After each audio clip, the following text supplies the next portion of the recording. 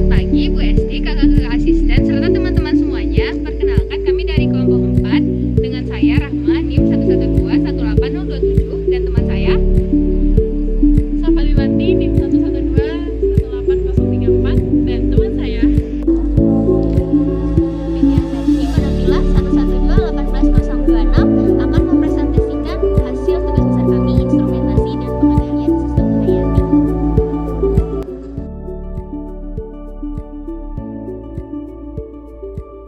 Pada tugas kali ini, kami merancang sistem penyiraman otomatis dan pengukuran untuk microgreen sunflower. Dengan aspek yang ditinjau ada kelembapan tanah, kelembapan udara, temperatur udara, dan ketinggian tanaman dalam kurun waktu 2 minggu. Selanjutnya saya akan menjelaskan komponen sistem apa yang dibutuhkan dalam minus tugas ini. Jadi yang dibutuhkan ada motor driver. Jadi motor driver itu berfungsi untuk menjadi translator seperti itu. Jadi nanti bakal ada yang memberikan sinyal yang akan ditransmisikan oleh motor driver tersebut. Kemudian pompanya sendiri menggunakan pompa motor DC 50 dengan 250 mA gitu. Kemudian butuh ada kabel listrik, ada kabel jumper, USB, kemudian ada chip listrik DC sebagai supply-nya. Kemudian beberapa komponen disusun di atas breadboard ini. Jadi ada penopangnya berupa breadboard, kemudian komponen-komponen disusun di atas breadboard ini. Kemudian yang penting ada juga WMOS. Jadi WMOS yang dipakai ini D1 mini. WMOS ini tuh merupakan microcontroller, intinya otak dari sistem nantinya. Jadi komputer kecil yang dapat melakukan kontrol motor, pembacaan sensor, pengolahan data, dan transmisi data via wifi dan kabel seperti itu. Terus sampingnya ada sensor kelembapan tanah. Jadi sensor kelembapan ini terbagi menjadi probe, kemudian elemen sensor dan modul kondisi sinyal. Jadi elemen sensornya ini yang seperti tusukan itu nanti akan dimasukkan ke tanah, kemudian mengalirkan tegangan melaluinya seperti itu. Kemudian ada sensor DHT11. Sensor DHT11 ini tuh sensor yang terintegrasi untuk mengidentifikasi kelembapan udara dan suhu. Seperti itu. Mungkin lebih jelasnya seperti ini rangkaian sistemnya. Jadi itu ada WMOS kemudian akan memberikan sinyal yang diperlukan. Jadi pembacaannya dari sensor kelembapan tanah. Nanti dari kelembapan tanah akan sinyalnya akan dialirkan melalui driver motor, kemudian ditranslasikan atau diumumkan melalui pompa seperti itu. Kemudian ini gambarnya juga di mana power supply-nya ditempatkan seperti itu. Kemudian arsitektur sistem pada tugas kali ini adalah masing-masing kelompok itu memiliki data sendiri sesuai dengan ketentuan. Kemudian nanti akan terintegrasi dalam satu database lewat MQTT. Jadi nanti data sensornya itu berubah setiap 15 detik apabila ada perubahan. Kemudian di sini kondisi pompa juga akan berubah setiap kali sinyalnya dibutuhkan. Kemudian masuk ke database ke pusat. Kemudian ada beberapa yang harus diinput manual seperti lokasi, daytime, anggota. Kemudian ada juga ketinggian tanaman seperti itu. Kemudian ini adalah database yang sebelumnya di-mention. Jadi di sini kita menggunakan data BE 4107, kemudian kita bisa difilter mau data mana yang akan kita pilih sesuai dengan data kelompok atau data di masing-masing. Kemudian kita juga bisa memilih mana yang akan diperlihatkan datanya, apakah berupa kelembapan tanah, kemudian kelembapan udara dan suhu udara seperti itu. Nah, ini merupakan flowchart sistem yang digunakan pada tugas kali ini. Jadi yang pertama kita harus men-setting kode node rate yang sudah ditentukan yang sesuai dengan ketentuan juga. Kemudian sensornya ini juga harus disetting yang terdiri atas 3 yang akan ditinjau, yaitu kelembapan tanah, udara, dan juga suhu, yang kemudian dihubungkan dengan wifi. Lalu masing-masing dibagi menjadi 2. Jadi untuk yang sensor kelembapan dan temperatur udara itu akan masuk ke database setelah diperoleh datanya. Kemudian untuk sensor kelembapan tanah nanti akan ada suatu regulasi atau mekanisme atau suatu kondisi yang mana apabila kelembapan tanah itu kurang dari sama dengan 50, itu akan menghidupkan pompanya tersebut. Jadi apabila kondisi kelembapannya kurang dari 50, dia akan menyalakan pompa. Kemudian sensor akan kembali lagi apabila sudah mencapai di atas 50, pompa akan mati. Seperti itu, nanti datanya juga akan masuk ke database. Selanjutnya merupakan instrumen fisik yang digunakan oleh kelompok 4. Jadi yang pertama kita menyusun instrumen dengan ketentuan biji mataharinya harus direndam. Kemudian setelah direndam kita melakukan penyemaian kepada media yang sudah disiapkan berupa tanah. Kemudian untuk untuk kelompok 4 sendiri melakukan inovasi untuk menjaga agar WEMOS atau susunan sistemnya itu tetap aman. Kami menempatkan sesuatu wadah sehingga kondisinya sangat terjaga seperti itu. Di sini kita dapat lihat untuk periode samplingnya secara 15 detik, di mana data untuk AM, AT, dan SM akan dilakukan pengiriman setiap 15 detik. Tetapi untuk bagian PAM, di sini kode dikontrol untuk otomatis setiap 1 detik. Hal ini dikarenakan apabila PAM terlalu panjang atau secara 15 detik akan menyebabkan kebanjiran apabila keadaan PAM dalam menyala. Oleh karena itu dilakukan kontrol otomatis setiap 1 detiknya untuk melihat perubahan pada pompanya sehingga tidak terjadi penyiraman yang terlalu berlebihan. Nah, di sini kita menggunakan data dari soil moisture, kemudian dihubungkan terhadap PAM value-nya, di mana 0 adalah untuk keadaan mati dan 1 adalah untuk keadaan menyala. Selanjutnya, ini merupakan fungsi ketika WEMOS menerima pesan dari MQTT yang disubscribe. Kemudian ini adalah fungsi untuk reconnect kembali kepada MQTT-nya. Berikut ini merupakan tampilan node-RED yang kita lakukan. Di sini dapat dilihat yang pertama adalah untuk memasukkan data location and datetime, di mana lokasi ini menggunakan koordinat dari Jatinangor karena kita menggunakan daerah di Jatinangor. Selanjutnya ini ada tampilan untuk MSG measurement, kita mengganti dengan node_4 di mana itu adalah untuk nama kelompoknya. Kemudian di time-nya sendiri ini 12, artinya 12 jam, yakni adalah lama waktu penyinaran, di mana kita menggunakan jam 6 pagi untuk matahari terbit dan 6 sore untuk matahari terbenamnya, sehingga di time-nya menjadi 12 jam. Selanjutnya untuk T6 sendiri di sini merupakan waktu awal penanaman. Selanjutnya untuk T panen adalah input untuk memasukkan waktu untuk masa pemanenannya. Nah, selanjutnya untuk bagian anggota di sini kita memasukkan data anggota yang mengerjakannya, yakni ada 26, 27 dan 34. Untuk height sendiri di sini dilakukan pengambilan data secara manual, yakni memasukkan data height pada setiap harinya. Nah, di sini pertama kita lakukan masukkan data waktu pengambilan samplingnya atau hari pengambilan samplingnya, kemudian height-nya dalam satuan milimeter. Selanjutnya di sini bisa dimasukkan data-data untuk server, organisasi, dan buket untuk di bagian influx DB-nya. Berikut ini merupakan tampilan dari influx DB, di mana akan ditampilkan data-data yang akan dikirimkan melalui sensor. Di sini pertama kita akan login terlebih dahulu. Kemudian kita dapat lihat data kita di bagian BE4107 bucketnya. Kemudian kita dapat memilih node data kita, di mana kita merupakan kelompok 4. Selanjutnya dapat diklik untuk bagian filternya, lalu kita submit. Berikut ini merupakan data yang kami dapatkan selama tugas besar dilakukan. Selanjutnya data dapat di-download dengan CSV dan akan dilakukan pengolahan data selanjutnya. Selanjutnya adalah metode pengukuran. Untuk metode pengukuran sendiri, di sini untuk daftar variabelnya adalah untuk variabel bebas terukur adalah kelembapan udara, suhu udara, serta untuk kontrol ada kelembapan tanah. Dan untuk bagian yang terikat adalah ketinggian tanamannya.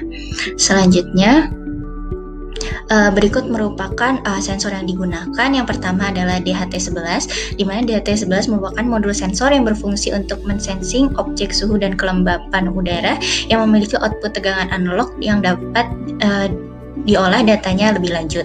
Kelebihan dari modul sensor ini adalah segi kualitas pembacaan data sensing yang lebih responsif, serta data yang terbaca tidak mudah terinterferensi. Selanjutnya, untuk sensor DHT11 ini umumnya memiliki fitur kalibrasi nilai pembacaan suhu dan kelembapan yang cukup akurat. Dan yang kedua, ada Soil Moisture Arduino modul Hygrometer YL69 merupakan modul sensor yang digunakan untuk mendeteksi tingkat kelembapan tanah. Sensor ini akan bekerja pada tegangan 3,3 sampai 5 volt. Kemudian ada untuk error atau kesalahan, di mana yang pertama ada error random, yakni suatu kesalahan yang dipengaruhi oleh faktor-faktor yang tidak dapat diperkirakan atau diprediksi dan hanya bersifat sementara. Kesalahan acak ini terjadi secara kebetulan atau tanpa disengaja dan bervariasi dari pengujian ke pengujian lainnya, sehingga kesalahan ini sulit dihindari dan disebabkan oleh fluktuasi yang tidak dapat terduga. Kesalahan acak ini merupakan pengaruh yang sangat kecil dan tidak sama dalam setiap pelaksanaan pengujiannya. Di sini ada error randomnya, ada keterbatasan sensor atau instrumen, kemudian ada faktor lingkungan, juga misalkan ada pengaruh tegangan listrik yang tidak konstan.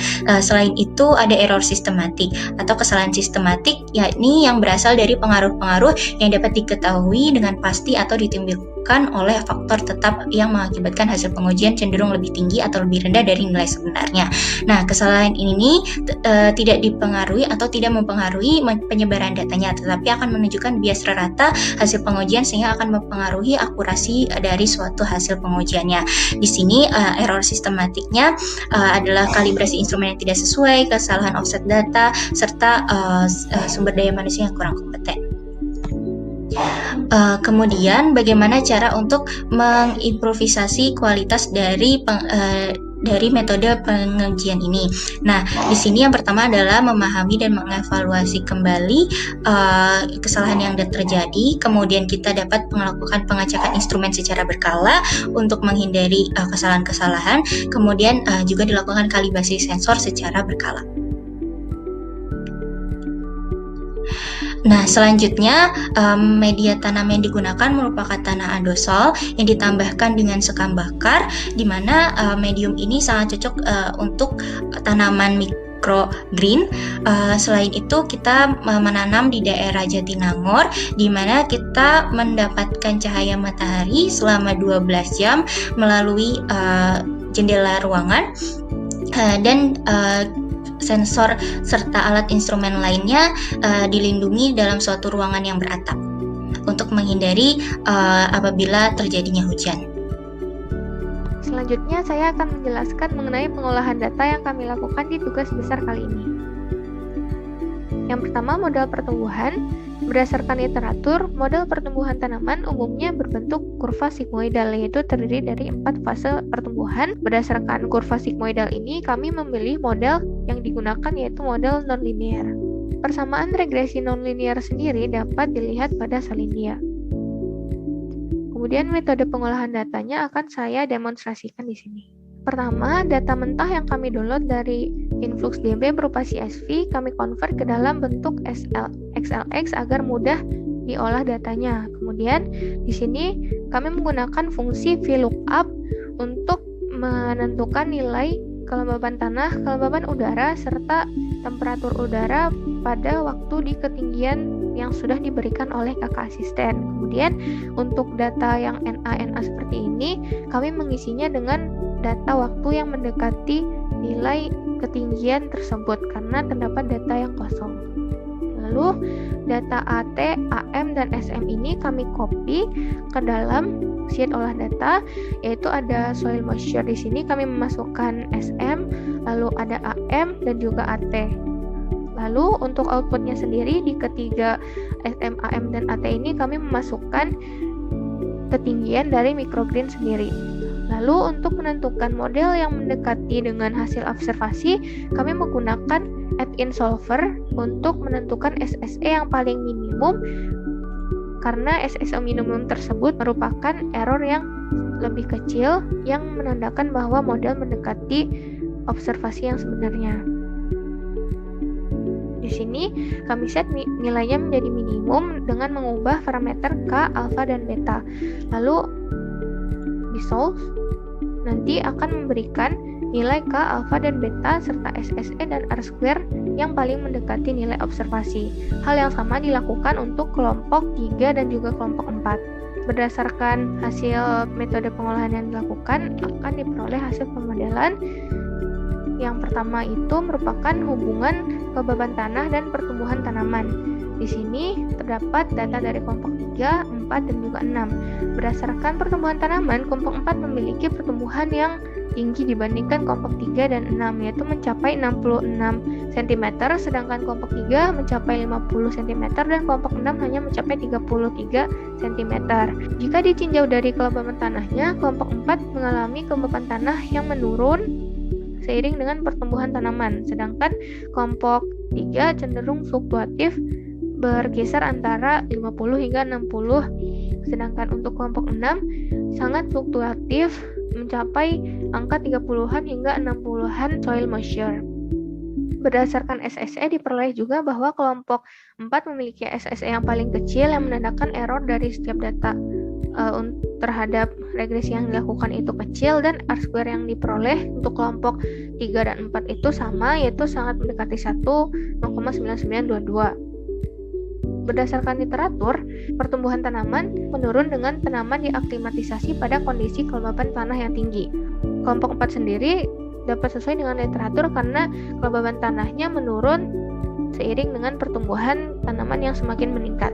Lalu untuk hubungan temperatur udara dan pertumbuhan tanaman, di sini terlihat bahwa SSE yang paling bagus dimiliki oleh kelompok 3, hanya 50, sedangkan kelompok 4 SSE-nya sangat tinggi karena data yang diperoleh dari temperatur memiliki fluktuatif yang sangat jauh dibandingkan data pada kelompok 3. Dan juga di kelompok 4 SSE-nya lebih kecil, yaitu 120, yang menandakan bahwa datanya tetap berfluktuatif namun masih pada rentang yang tidak terlalu jauh.